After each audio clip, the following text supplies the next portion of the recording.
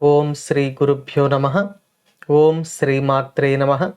శ్రీ లలితా సహస్రనామ స్తోత్రంలోని 952వ నామం శాశ్వతైశ్వర్య మంత్రస్వరూపంలో శ్రీ శాశ్వతైశ్వర్యాయై నమః. ఈ నామాన్ని ఒకసారి పరిశీలిస్తే శాశ్వతమైన ఐశ్వర్యము కల తల్లి అని అర్థం మనకు తెలుస్తుంది. శాశ్వతమైన ఐశ్వర్యం కలిగి ఉండుట అంటే ఏమిటి, అందుకు ఫలం ఏమిటి అనే విషయాలు ఈ నామంలో మనం తెలుసుకోబోతున్నాం. మనం అపారమైన ధనాన్ని సంపాదించి ఐశ్వర్యవంతులం కావాలి అని అనుకుంటాం. అసలు మనం ధనం సంపాదించాలి అనే కోరిక వెనుక ఉన్న కారణం ఏమిటి అని ఆలోచిస్తే మన కోరికలను తీర్చుకోవడం అని మనకు అర్థమవుతుంది.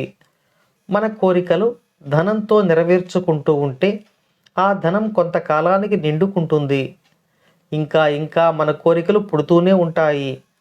కానీ మన దగ్గర లేని వస్తువు ఒకటి బయట ప్రపంచంలో ఉంటే మనకు కొత్త వస్తువులు కావాలి అని అనిపిస్తుంది. మన దగ్గర అన్ని వస్తువులు ఉంటే డబ్బుతో మనం కొత్త కొత్త వస్తువులు కొనవలసిన అవసరం ఉండదు కదా. అలాగే ఈ సృష్టిలోని సకల ఐశ్వర్యములు శ్రీ లలితా పరమేశ్వరికి చెందినవి. అన్ని అద్భుతమైన వస్తువులు, అపురూపమైన వస్తువులు ఆమెకే చెందినవి. ఆమెది కాని వస్తువు ఏది ఈ సృష్టిలో లేదు. కాబట్టి అమ్మవారికి కోరికలు ఏవీ ఉండవు. కోరికలు ఏవీ లేని స్థితి కలిగిన శాశ్వత ఐశ్వర్యము అమ్మవారి సొంతం. కాబట్టి ఈ నామంలో శ్రీ లలితా పరమేశ్వరి శాశ్వతైశ్వర్య అని వసిన్యాది వాగ్దేవతల చేత కీర్తించబడుతున్నారు. ఇక మరో అర్థంలో చెప్పుకుంటే మన దగ్గర ఉన్న ఐశ్వర్యం అంటే డబ్బు కానీ ఇతర ఆస్తులు కానీ కాలంతో పాటు పెరుగుతూనో తగ్గుతూనో ఉంటాయి. అంతేకాని ఏ మార్పు లేకుండా ఉండవు. కొంతకాలం పెరుగుతూ ఉంటాయి, ఆ తర్వాత కొంతకాలానికి తగ్గుతూ ఉంటాయి. ఇలా జరుగుతూ ఉంటుంది.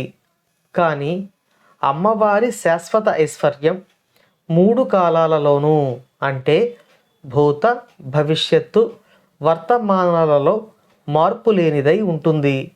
కాబట్టి 3 కాలాలలోనూ మార్పు లేని శాశ్వత ఐశ్వర్యం కలిగిన శ్రీ లలితా పరమేశ్వరి ఈ నామంలో శాశ్వతైశ్వర్య అని వసిన్యాది వాగ్దేవతల చేత కీర్తించబడుతున్నారు.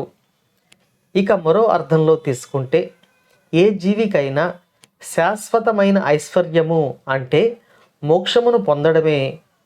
మోక్షమును పొందితే అన్ని కోరికలు తీరిన పరిపూర్ణ స్థితి సాధకునికి లభిస్తుంది. అప్పుడు ఆనందం కలుగుతుంది. అలా ఏ కోరిక లేని శాశ్వతమైన పరిపూర్ణమైన ఆనంద స్థితిని పొందడమే అసలైన శాశ్వత ఐశ్వర్యం. ఈ శాశ్వత ఐశ్వర్యం అయిన మోక్షమును ప్రసాదించే తల్లి ఈ నామంలో శాశ్వతైశ్వర్య అని వసిన్యాది వాగ్దేవతల చేత కీర్తించబడుతున్నారు. అమ్మవారి అనుగ్రహం మనపై ఎల్లవేళలా ఉండాలని కోరుకుంటూ ఓం శ్రీమాత్రే నమః.